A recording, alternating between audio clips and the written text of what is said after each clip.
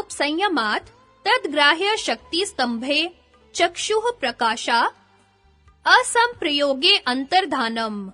शब्दार्थ काय रूप संयमात् बराबर अपने शरीर के रूप में संयम करने से, तद्ग्राह्य शक्ति स्तंभे बराबर उसकी ग्राह्य शक्ति रुक जाने पर, चक्षुः प्रकाश असंप्रयोगे बराबर दूसरे की आंखों के प्रकाश का संयोग न होने पर, अंतर्धानम बराबर योगी को अंतर्धान प्राप्त होता है। अन्व्यार्थ अपने शरीर के रूप में संयम करने से रूप की ग्राह्य शक्ति रुक जाती है। इससे दूसरों के आंखों के प्रकाश से योगी के शरीर का सन्निकर्ष न होने के कारण योगी के शरीर का अंतर्धान हो जाता है। व्याख्या चक्षु ग्रहण शक्ति है और रूप ग्राह्य शक्ति है। इन दोनों शक्तियों के संयोग से ही देखने का काम होता है। इन दोनों में से किसी एक की शक्ति के रुक जाने से देखने का कार्य बंद हो जाता है। योगी संयम द्वारा शरीर के रूप की ग्राह्य शक्ति को रोक देता है।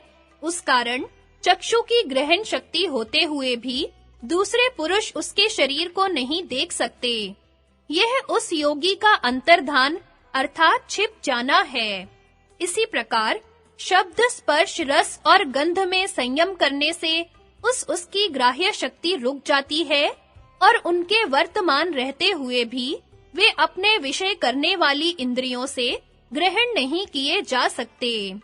सोपक्रमम निरूपक्रमम च कर्म तत्संयमात् परांत ज्ञानम अरिष्टेभ्यो वा।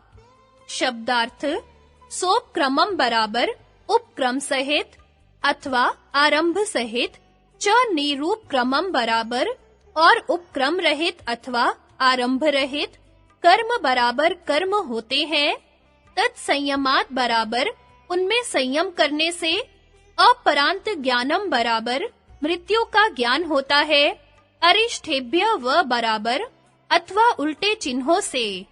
अन्व्यार्थ कर्म सोपक्रम और निरूपक्रम दो प्रकार के होते हैं। उनमें संयम करने से मृत्यु का ज्ञान होता है अथवा अरिष्टों से मृत्यु का ज्ञान होता है। व्याख्या आयु नियत करने वाले पूर्व जन्म के कर्म दो प्रकार के होते हैं। एक सोपक्रम अर्थात वे कर्म जो आयु समाप्त करने का काम पूरे वेग से कर रहे हैं, जिनका बहुत सा फल हो गया है और कुछ शेष है। दूसरे निरूप क्रम अर्थात वे कर्म जो मंद वेग वाले हैं, जिन्होंने आयु भोगने का कार्य अभी तक आरंभ नहीं किया है। जैसे गीला वस्त्र गर्म देश में विस्तार पूर्वक फैलाया हुआ शीघ्र ही सूख जाता है, अथवा जैसे शुष्क तृणों के ऊपर फेंकी हुई अग्नि चारों ओर वायु से युक्त होकर शीघ्र ही तृणों को जला देती है, वैसे ही शीघ्र फल करने वाले सोपक्रम कर्म है। और जैसे वही गीला वस्त्र इकट्ठा लपेटकर शीत देश में रखा हुआ देर में सूखता है, अथवा जैसे हरित तृणों पर फेंकी हुई अग्नि वायु रहित स्थानों में देर से तृणों को जलाती है, वैसे ही विलंब से फल देने वाले निरूप क्रम कर्म को जानना चाहिए। अपरांत शरीर के वियोग को कहते हैं। इन दोनों कर्मों में संयम करने से उनका साक्षात हो जाने पर योगी को संशय रहित यह ज्ञान हो जाता है कि आयु कितनी शेष रही है, किस काल और किस देश में शरीर का वियोग होगा। अथवा अरिष्टों से अर्थात उल्टे चिन्हों से जो मृत्यु के बतलाने वाले हैं, अपनी मृत्यु का ज्ञान हो जाता है। अरिष्ट तीन प्रकार के हैं।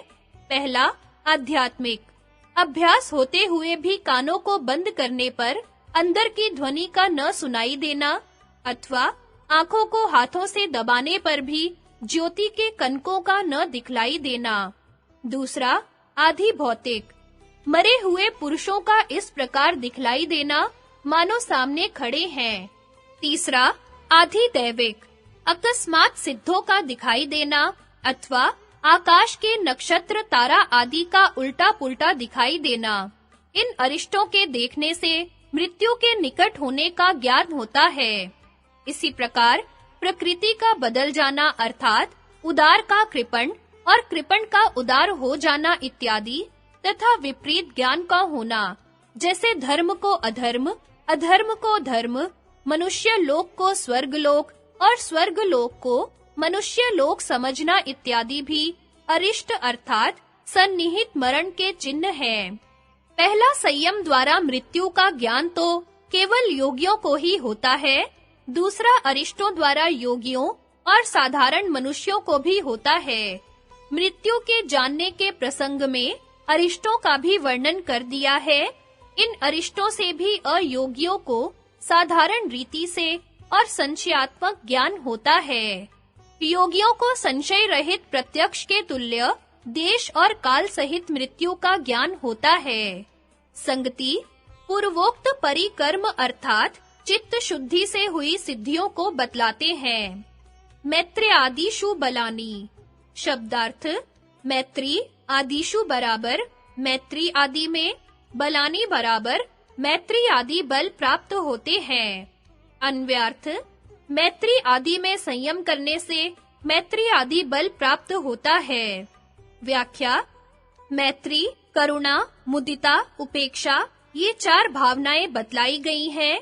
इनमें से पहली तीन भावनाओं में साक्षात पर्यंत संयम करने से योगी का क्रमानुसार मैत्री, करुणा, मुदिता बल बढ़ जाता है, अर्थात योगी को मैत्री आदि ऐसी उत्कृष्ट हो जाती है कि सबकी मित्रता आदि को प्राप्त होता है। जब मैत्री में संयम करता है तो सब प्राणियों का सुखकारी मित्र बन जाता है।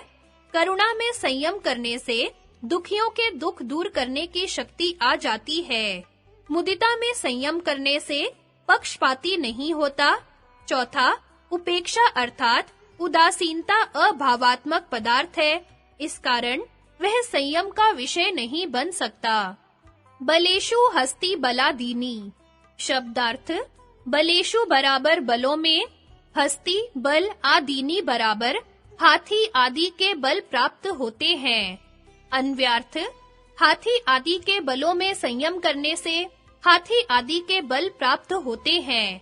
व्याख्या जब योगी हाथी, सिंह आदि के बल और वायु आदि के वेग में तदाकार होकर साक्षात पर्यंत संयम करता है तो उन जैसे बलों को प्राप्त होता है, अर्थात जिसके बल में संयम किया जाता है वही बल प्राप्त होता है। प्रवृत्त्यालोकन्यासात् सूक्ष्म व्यवहित विप्रकृष्ट ज्ञानम, शब्दार्थ प्रवृत्ति आलोक न्यासात् बराबर प्रवृत्ति के प्रकाश डालने से, सूक्ष्म बराबर सूक्ष्म, व्यवहित बराबर व्यवधान वाली, विप्रकृष्ट बराबर दूर की वस्तुओं का, ज्ञानम बराबर ज्ञान होता है। अन्व्यार्थ प्रकृति के प्रकाश डालने से सूक्ष्म, व्यवहित और विप्रकृष्ट वस्तु का ज्ञान होता है। व्याख्या मन की ज्योतिषमती प्रवृत्ति के प्रकाश को जब योगी संयम द्वारा किसी सूक्ष्म जैसे अदृश्य परमाणु आदि, व्यवहित जैसे भूमि के अंदर दबी हुई खाने, दीवार की ओट में छिपी हुई वस्तुएं, शरीर के अंदर के भाग इत्यादि विप्रकृष्ट दूरस्थ वस्तुओं पर जहां आंख नहीं पहुंचती डालता है, तब उनका उसको प्रत्यक्ष ज्ञान हो जाता है। जैसे सूर्य आदि के प्रकाश से घट आदि प्रत्यक्ष होते हैं, वैसे ही ज्योतिषमती के प्रकाश में सूक्ष्म, व्यवहित और विप्रकृष्ट वस्तु का ज्ञान होता है। भुवन ज्ञानम सूर्य संयमात्, शब्दार्थ भुवन ज्ञानम बराबर भुवन का ज्ञान, सूर्य संयमात् बराबर सूर्य में संयम करने से होता है। अन्व्यार्थ सूर्य में संयम करने से भुवन का ज्ञान होता है। व्याख्या प्रकाशमय सूर्य में साक्षात पर्यंत संयम करने से भू, भुवः, स्वः आदि सातों लोकों में जो भुवन है, उन सबका यथावत ज्ञान होता है। सात्विक प्रकाश के आलंबन से संयम कहा गया है। भौतिक सूर्य के प्रकाश द्वारा संयम बताया गया है, किंतु सूर्य का अर्थ सूर्य द्वार से लेना चाहिए और यहाँ सूर्य द्वार से अभिप्राय सुषुम्ना है। उसी में संयम करने से उपयुक्त फल प्राप्त हो सकता है। मुंडक में भी सूर्य द्वार का वर्णन है। सूर्य द्वारेण ते विरजा। टिप्पणी: कई टीकाकारों ने सूर्य का अर्थ पिंगला नाड़ी से लगाया है, पर यह अर्थ न भाष्यकार को अभिमत है, न वृत्तिकार को।